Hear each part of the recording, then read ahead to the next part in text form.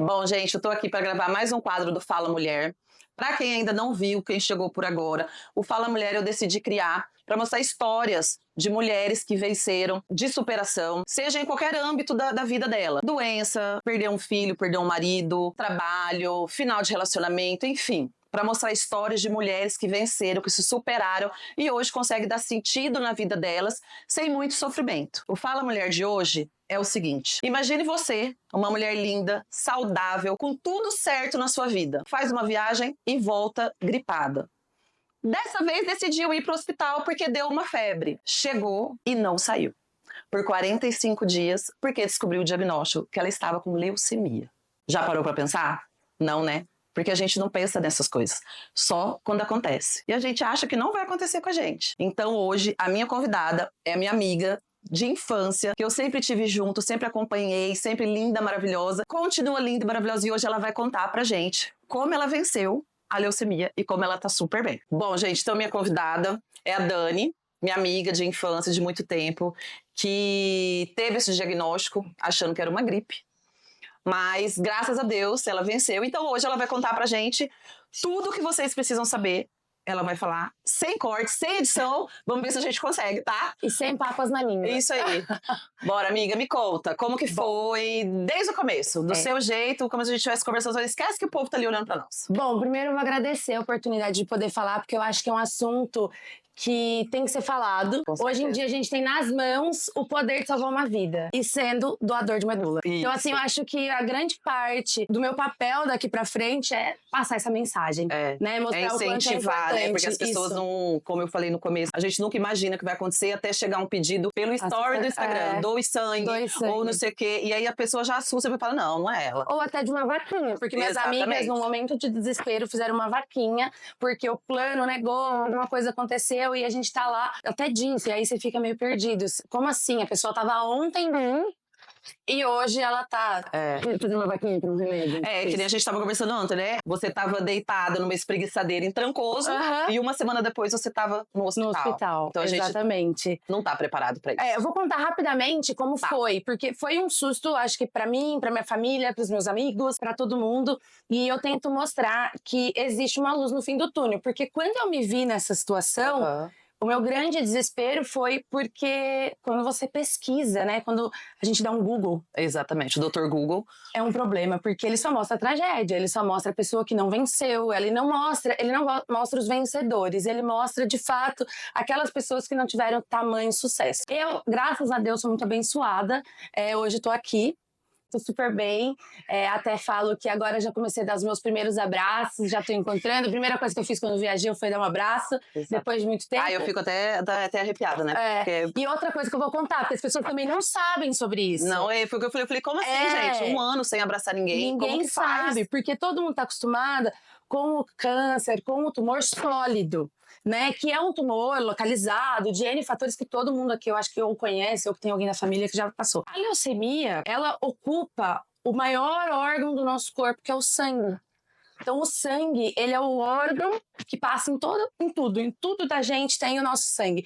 E esse é o grande ponto. Então, a leucemia, ela é considerada um câncer muito mais difícil, porque além de você ter todos os problemas do tratamento, você tem o isolamento como a principal chave do sucesso. Então, você se isola. Eu me isolei do mundo, eu não entrava em contato, a não ser por celular e vídeo. Quando eu tinha exposição, porque aí, além de tudo, você ela te derruba. Todos os pontos do tratamento, exato. Quando você tem disposição, aí você fala por um celular. Mas vamos lá como que começou. Isso. Começou assim, eu estava no começo de janeiro do ano passado, eu tive uma grande amiga minha que foi para São Paulo me ver e a gente foi fazer uma caminhada no parque e eu comentei com ela sobre o quanto eu estava ficando cansada. Então esse cansaço, muitas vezes eu dizia que era por conta da falta de exercício, do sedentarismo que a gente vai deixando passar. E aí, no meio dessa rotina, assim, eu comecei a ver que eu estava cansada e eu só verifiquei esses sintomas depois que eu tive o diagnóstico. Porque no dia a dia, é uma coisa normal. Por exemplo, eu fui, pra quem não sabe, eu sou arquiteta, e teve um dia que eu fui a uma obra, chegando na obra, eu não aguentava de sede.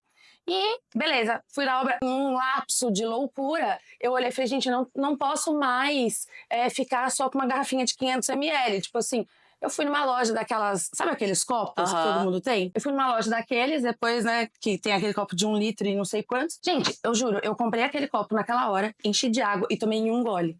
Absurdo. Uma coisa aleatória, porque tava calor, enfim, como agora. Então, assim, talvez eu tomaria. Tomei essa água, tá? Mas isso nada me vem de ponto de atenção. Imagina, em hipótese alguma. Ocasionalmente, essa minha amiga veio, passamos o final de semana, fizemos exercício e eu fui, então, pra esse casamento de uma outra grande amiga minha em Trancoso. Chegamos em Trancoso, algo de errado não estava certo, porque pra quem me conhece, sabe que eu tenho bastante energia. Gente, vocês acham que eu sou na correria na energia?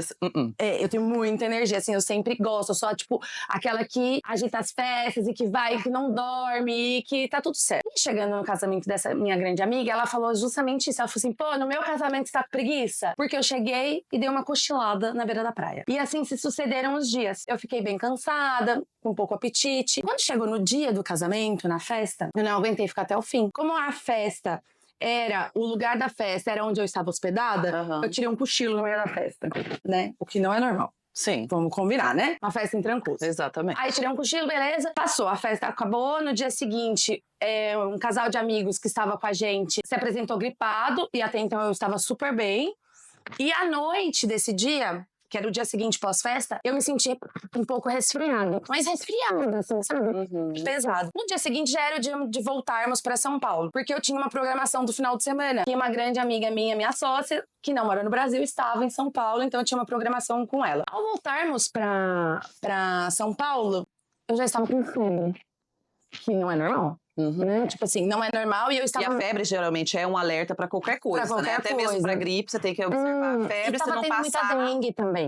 Então, assim, era uma época que tava tendo muita dengue, Trancoso chovia pra caramba, Covid... Enfim, mas eu, sinceramente, nem na época do Covid, eu me preocupava muito, porque eu tomava um remédio e vida seguia. Quando chegamos em São Paulo, após viagem, eu cheguei em casa, falei pro meu marido, falei assim, vou tirar um cochilo pra ver se eu melhoro. E dormi à tarde. A gente chegou, tipo, 1h da tarde e dormi até umas 6h da tarde. Quando eu acordei, eu permanecia com febre. Aí ele virou e falou assim, não, mas não tá normal. Como que a gente vai aproveitar o final de semana, tal? Vamos, pelo menos, porque se for uma dengue, a gente já trata. Se for um Covid, a gente já trata. E eu nunca fui pro hospital, eu nunca tinha ficado internada, eu nunca fui nada. E aí... Por uma insistência dele, minha, enfim, fomos pra poder aproveitar o final de semana. E ainda lembro que eu falei pra ele, falei assim, nossa, tô morrendo de fome. A gente vai de lá, a gente passa no Mac. Na volta, sabe? A gente sai de lá e passa no Mac. Aí chegamos, a médica me deu um puta sermão. Assim. Aí ela me deu um sermão e tal, falou, nossa, você não pensou que podia ser Covid e tal. E já me deu uma gama de antibióticos pra eu me sentir bem, melhorar a febre e tudo, porque ela auscultou meu pulmão e provavelmente ela deve ter ouvido alguma coisinha. Ela falou, não, vou te dar esses antibióticos, vou te pôr ali na maca. Eu na maca lá, plena, maravilhosa, porque eu já não tava me sentindo mais nada. Eu já tava ótima, pronta pra ir embora. Perfeita. E fiquei lá deitadinha, assim. E pensando no Mac. Pensando no Mac. Com fome, porque eu comi de hospital não dá, né? Aí tava lá plena, daí o Antônio chegou pra mim e falou assim, vou ali falar com a médica pra ver o que tá acontecendo e tal. Foi lá, voltou pra mim e falou assim, a médica falou que vai te deixar em observação essa noite. Mas eu vou em casa pegar uma roupa e volto. Até sair sua internação, porque isso eu estava no PS. Aí eu falei, então espera um pouco. Vai pra casa, eu vou esperar sair a internação. A hora que eu for pro quarto, você volta, porque a gente tava tudo exausto pós-casamento. Aí ele falou, beleza, porque tava tudo bem. A médica não falou nada e a vida seguiu. E eu tava lá, né? Isso daí já era, obviamente, umas 2 da manhã. Aí fiquei lá mais 2, 3, 4. Quando deu 4 horas, chegou a moça, falou assim, eu vim aqui pra fazer sua internação na UTI. Eu falei, não, moça, acho que você errou, não é aqui. Eu não vou pra UTI. Tô bem, vou pro quarto. Ela falou, não, calma, seu nome. Não, você vai pra UTI? Nossa, quando é assim, você não sabe do negócio, falei, já dá um fora inicial. Eu falei, não, moça, não sou eu não vou pra UTI. Ninguém falou que eu vou pra UTI. Aí ela falou, não, você vai pra UTI. Aí eu, não, então chama a médica. Eu falei, chama a médica, porque ela não me falou que eu vou pra UTI. Meu marido saiu pra buscar roupa. Não entendi. Aí ela falou, tá bom, vou chamar a médica. Aí vem a médica. Então, a gente descobriu um probleminha aqui, você tá com uma pneumonia, a gente descobriu um probleminha na sua fabriquinha de sangue. Tipo assim, como se eu fosse uma criança de 2 anos. Aí eu falei, entendi. Só que esse meu caso tinha acontecido 3 dias depois do caso da Fabiana Justus, que tem alta repercussão. Nesse momento em especial, eu não me toquei uma coisa a outra. Eu comecei a me tocar quando de fato eu fui pra UTI. Porque aí começou-se uma série de emergências que eu não sabia o que estava acontecendo, de tipo uma correria. Coloca ela, troca a roupa, limpa isso, faz aquilo, quarto isso. Ah, ela precisa passar no neuro, ela precisa passar no cardio, ela precisa passar no infecto, ela precisa... Aí eu, mas gente, o que tá acontecendo? E até então eu não tinha contado pra ninguém, nem pros meus pais, nem pra Antônio, nem pra ninguém. Fui pra UTI. Cheguei na UTI, mandei uma mensagem. Falei, Antônio, não adianta mais você trazer roupa, porque eu estou na UTI. Eu juro, eu acho que eu falei isso, eu não sei como que ele fez. Deu meio segundo, o menino brotou. Puf, brotou do chão. Estava Antônio lá, eu falei, ele, o que você tá fazendo na UTI? Eu falei, não sei também. Falei, eu tô bem, não sei o que eu tô fazendo na UTI. Porque eles não contam, assim, muito rapidamente, né? Mas nesse momento entrou um hemato, que pra quem não sabe, a leucemia é tratada por médicos e hematologistas, que são médicos do sangue. Só que ele não era um hemato, ele era um onco-hemato. E aí ele virou e falou assim, não, eu preciso fazer um exame com você, você tem duas opções, você pode esperar até amanhã pra fazer um jejum longo e a gente fazer uma anestesia geral, porque é um exame, é aquele que todo mundo morre de medo de fazer, que você fura o quadril, sabe? Que fura o ossinho, todo mundo morre de medo, tem que ter medo mesmo, tá? Porque dói mesmo. Então sempre que perguntarem, sedada, maravilhoso. Mas a primeira vez eu não fiz sedada, né? Acabei porque você fica numa angústia, você nem pensa, você só fala, faz o exame. Nesse momento, a ficha começa a cair, porém a gente não quer acreditar. Mas sem eles falarem Ninguém falou leucemia. nada. Não, ninguém... Você só foi, tipo... Nunca. Ninguém tocou nesse nome. Quando o oncohemato entrou, você... Eu só levei um susto, mas ele não falou doença nenhuma. Ele só falou, vim aqui para fazer um exame. Ponto. Ele não falou que pode ter alguma coisa, ele não falou... Chama o Dr. Cássio, ele é maravilhoso, ele é a paz divina do bom Deus, ele é pleno. Porém, ele não abriu a boca, assim. É um exame. E aí a gente fica, mas por quê? Por que você vai fazer esse exame? Não, é só um exame. Eles não falam. Nossa. Então te dá aquela gastura, sabe? Aquela coisa que você fica e fala, meu Deus. Beleza, ele fez o exame, fez a punção ali, tudo certo. E nisso eles repetiram inúmeros exames, assim. Eles fizeram todos os exames que vocês imaginarem. Eles tentaram descartar todas as doenças possíveis. Então, assim, teve uma menina que fez uma bateria de exames que eram 50 exames de doenças, assim, específicos. Porque ela falou, não, eu quero descartar tudo. Aí você já começa a ver que algo não tá dando certo. E aí, nesse andar de carruagem, quando começaram a sair esses resultados, eu estava numa UTI, a UTI lá é uma UTI humanizada, então não é aquela sala com várias camas, é um quarto onde tem algumas camas. E essa UTI que eu estava, a princípio, ela não tinha um banheiro dentro, não era um quarto com banheiro. Eles olharam pra mim e falaram assim, não, a gente vai te mudar de quarto. Aí coloca máscara, coloca luva, o quarto precisa ter filtro, não pode beber água, não pode beber água qualquer, não pode lavar a mão na água da torneira, não pode tomar banho sem filtro no chuveiro, não pode conversar com ninguém. E eu assim, mas gente, tá acontecendo alguma coisa, tá errada. E onde estava o Antônio?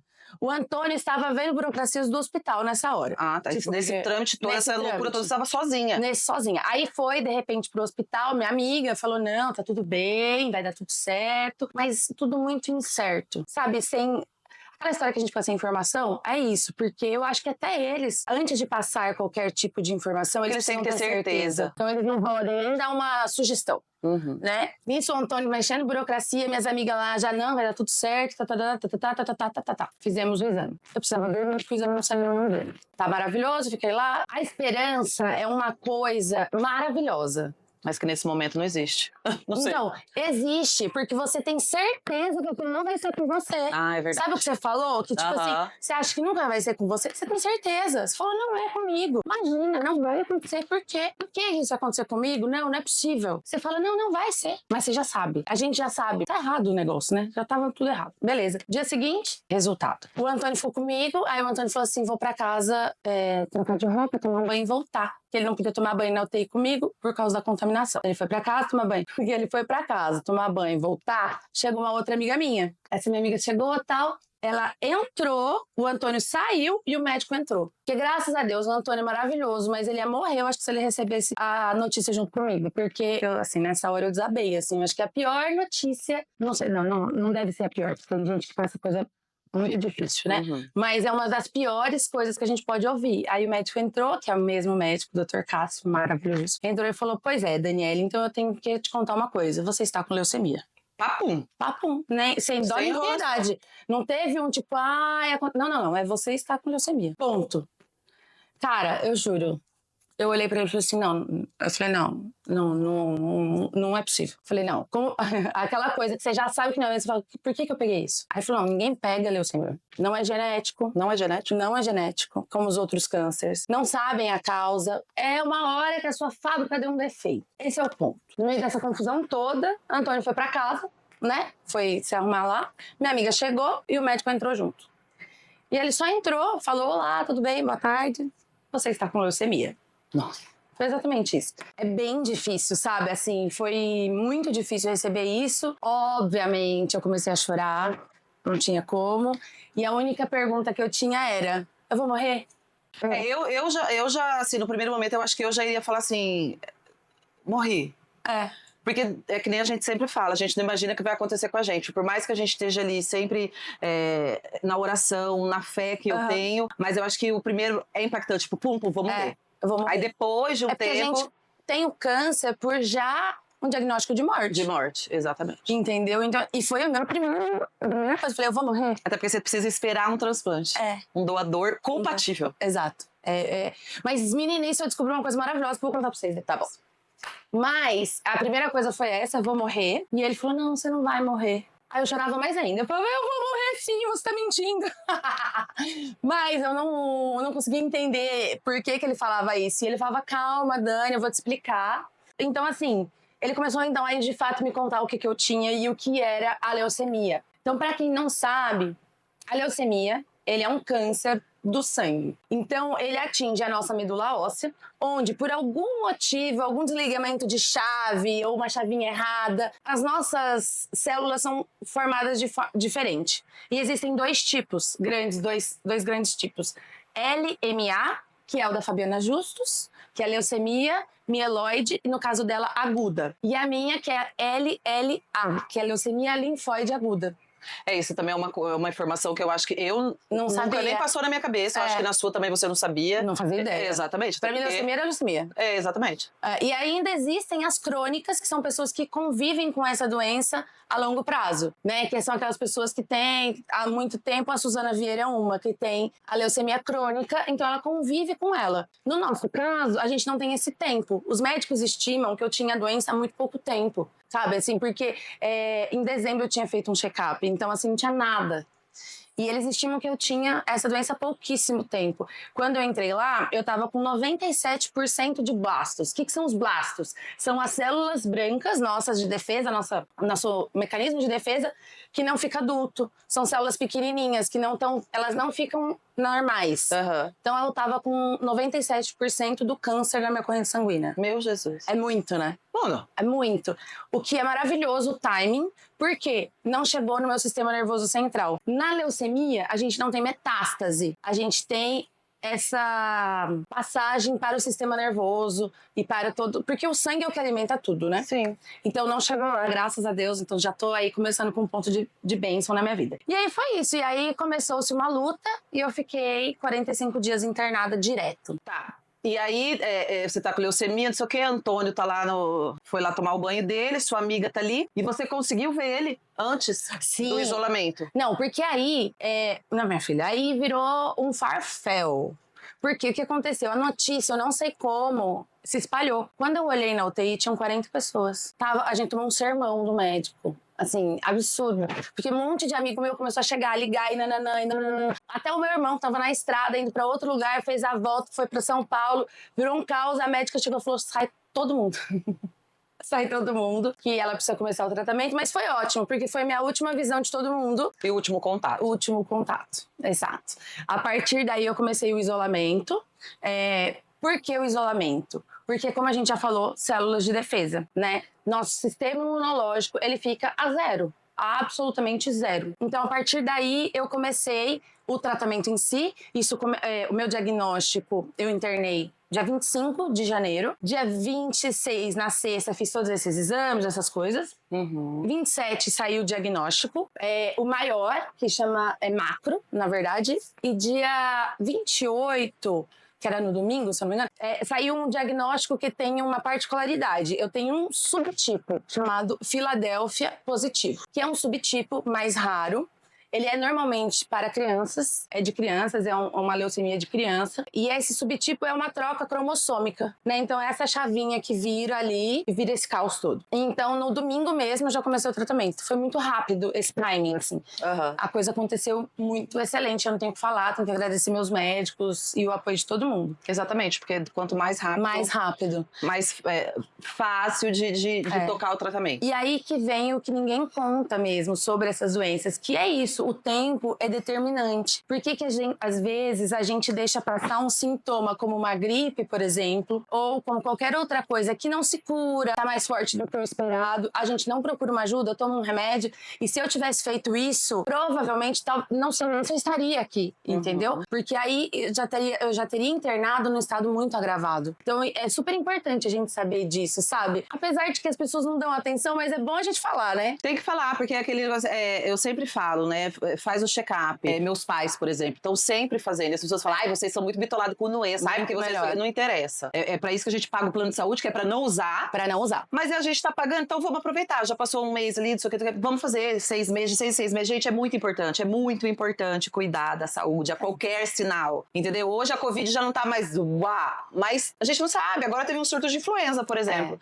E aí todo mundo fica, é só uma gripe, é só uma gripe. Quando vê, tá acamado, porque tá pesado, tá cansado, tá tudo isso, mas aí e você é um exemplo, porque sabe, tem um ponto também, cuidar da saúde não é só fazer check-up, é fazer exercício, é se alimentar bem. Se eu não tivesse uma vida, porque eu tive uma vida fazendo exercícios obrigatoriamente, me alimentando bem, fazendo tudo, se eu não tivesse isso, eu teria passado muito mais perrengue do que eu já passei, sabe? Por exemplo, eu tive um problema no meu coração que se eu não tivesse feito exercício a vida inteira, fortalecido meu músculo cardíaco através do exercício, de um cardio da vida, talvez eu não tivesse aqui. Você entende? Então, assim, a saúde, ela é um montante como um todo, assim. Então, a gente tem que tomar bastante cuidado quanto a isso. Bom, essa foi a parte mais crítica acho que assim, mais impactante do começo. Devido a isso, a gente foi fazendo, então, o tratamento, tivemos aí alguns perrengues no meio. Um dia a gente conta os perrengues só, não é hoje.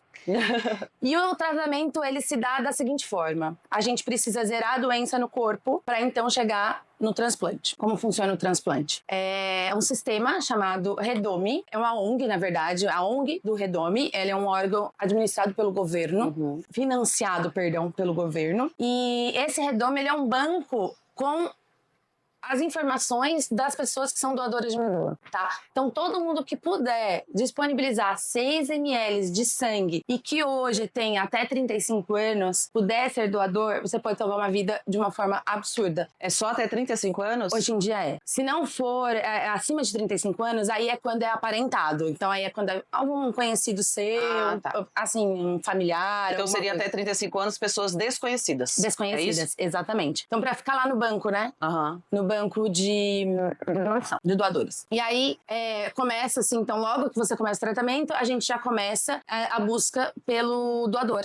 Aí você coloca as suas informações lá dentro desse sistema e esse sistema busca no mundo como um todo. E eu, mais uma vez, volto a falar o quanto abençoada eu sou. Eu consegui 6 doadores. Nossa! 100% compatíveis. Gente, não dá pra imaginar uma coisa dessa. Porque quando você fala tem que esperar um doador, você já pensa nos outros órgãos. Que você fala, você vai ter que entrar na lista, não sei se tem isso lá também. É que não tem lista.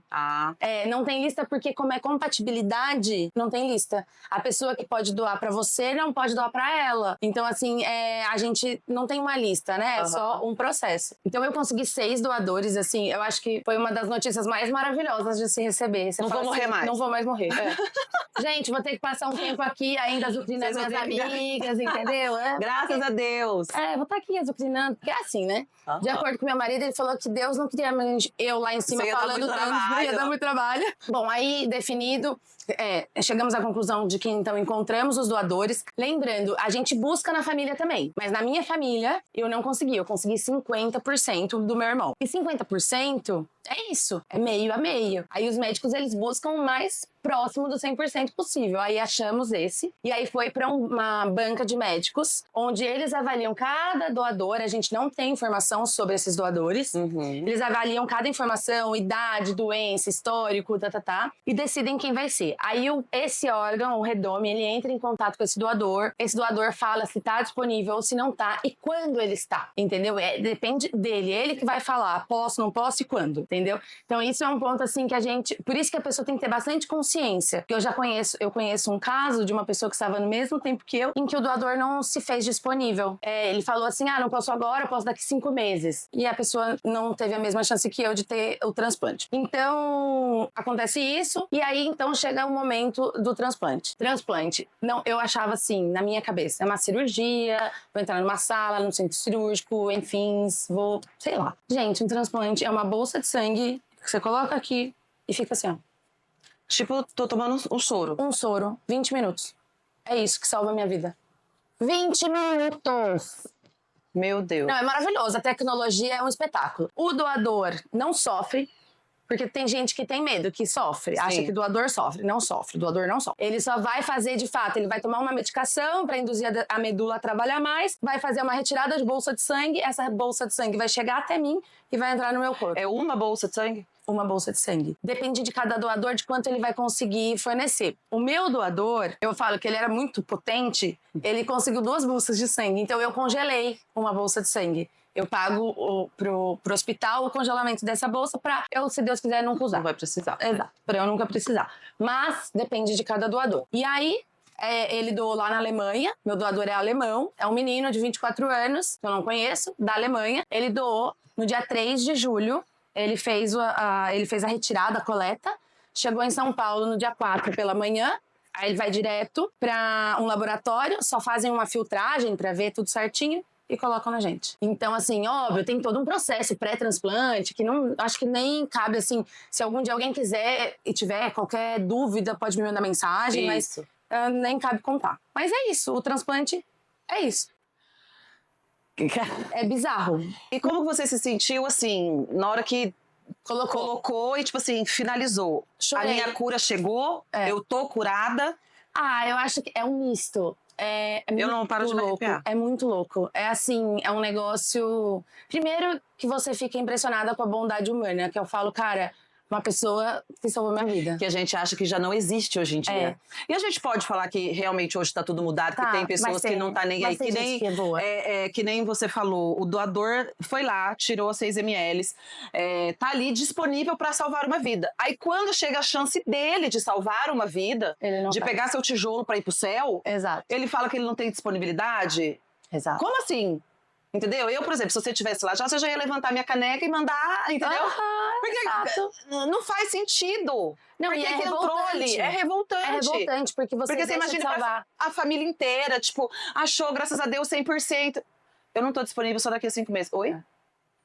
Exato. Gente. E é uma sorte grande, assim, porque você achar um doador, né? Assim, tem só o achar já é uma bênção. Aí você achar, dar certo, do outro lado do mundo e vir. Porque eu, na minha falta de informação, na minha ignorância, pra mim também que era aquela coisa assim. Porque a gente vai muito por filme, né? Por filme. Também a gente vê muito... não conta nada. Então, exatamente. E você fala assim, achei um doador ali, ou tipo, tá no outro estado, alguma coisa assim, rápida. Não, aí você achou lá na Alemanha e ele doou um dia, no dia seguinte já tava no Brasil. Já tava no Brasil. E como prioridade, assim, é muito linda.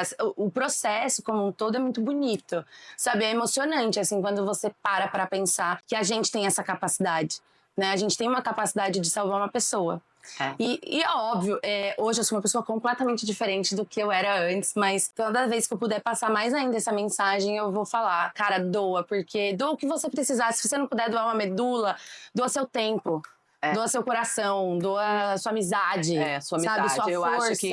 E já que a gente está falando de amizade, vamos colocar uma questão. Durante esse período da descoberta do diagnóstico até o fim do tratamento, estou curada. Teve alguma amizade que sumiu? Ou alguém que deixou de falar? Ou alguém que se afastou? Alguma coisa assim? Não. Eu sou uma pessoa muito abençoada. Muito abençoada. Exatamente. Porque eu conheço pessoas que a gente estava comentando, da minha secretária, que teve câncer de mama. E assim, a amiga dela, melhor amiga, virou as costas. Não.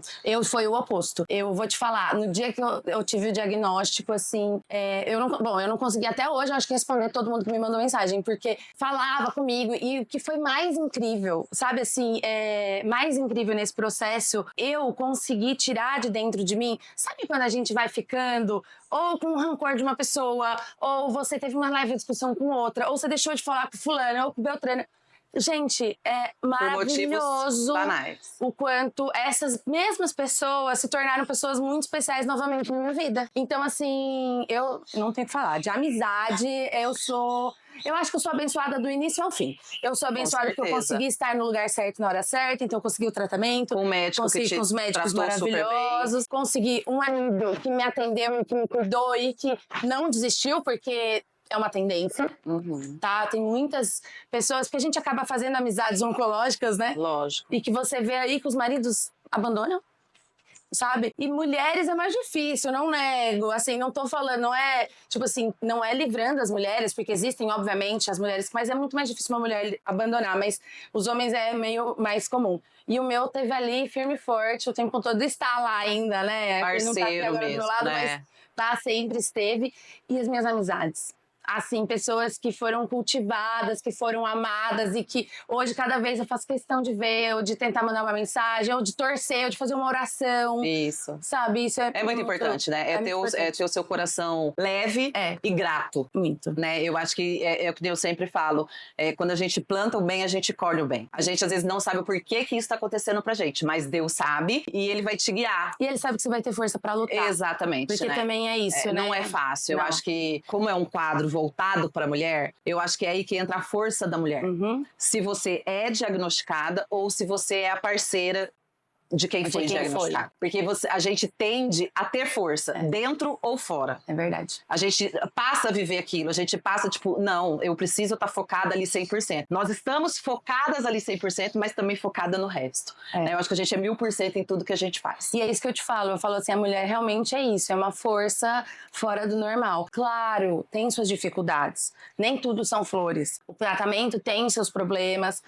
Não adianta eu passar aqui um mundo cor-de-rosa. Não foi um mundo cor-de-rosa. Não foi. Né? Não é. Existem milhões de complicações e que eu ainda posso vir a passar. Sim, com certeza. Mas é isso que você falou. Eu acho que a força que a gente tem... E vou te falar, eu tenho amigos maravilhosos. Mas amigas... que, assim, são um espetáculo, sabe? São, tipo, uma força. Eu precisei de uma vaquinha. Eu não falei, as minhas amigas se juntaram. De repente, era uma força, essa vaquinha. Cara, minha vaquinha durou um dia. Um dia, porque elas se juntaram numa força tão única. Que resolveu, sabe? Porque são vários perrengues que a gente vem passando ali. Não é só a doença. Tem o lado financeiro, porque é um tratamento extremamente caro. E que continua. Continua. Pra você ter uma noção, eu vou falar em valores, porque eu acho que as pessoas precisam entender hoje a saúde no Brasil e como é importante você ter um bom plano de saúde, você entender que você precisa se cuidar. Por exemplo, o meu tratamento já passou de 7 milhões de reais. Nossa! É muito dinheiro. É muito dinheiro.